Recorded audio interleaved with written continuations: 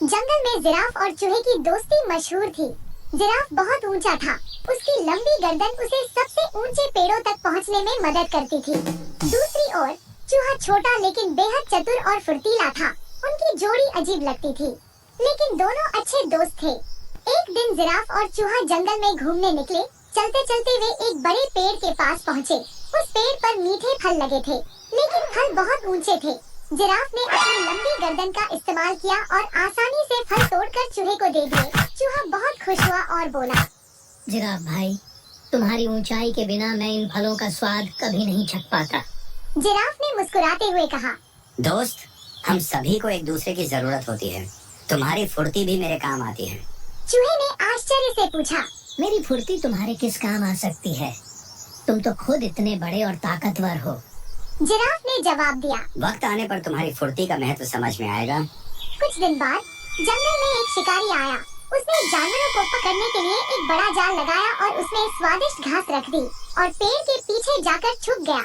Giraffe उधर आया और जिराफ को घास देखकर कुछ शक हुआ, लेकिन भूख के कारण वह जाल के पास गया और उसमें फंस गया। शिकारी ने जिराफ को देखकर खुश होकर कहा, अब इसे मैं शहर ले जाऊंगा और इससे बहुत पैसे कमाऊंगा। और शिकारी जिराफ को ले जाने के लिए गाड़ी का इंतजाम करने चला गया। जिराफ ने बहुत कोशिश की, लेकिन वह जाल को तोड़ नहीं सका। वह जोर जोर से मदद के लिए पुकारने लगा। उसकी आवाज सुनकर चूहा वहां आ पहुंचा। उसने देखा कि जिराफ जाल में फंसा हुआ है और बहुत परेशान है। जिराफ भाई, घबराओ मत, मैं तुम्हें बचाने के लिए कुछ करता हूँ। जिराफ ने हताश होकर कहा, ये जाल बहुत मजबूत है। तुम इतने छोटे हो, इसे कैसे काटोगे? चूहा हंसते हुए बोला, बस मुझे थोड़ा समय दो।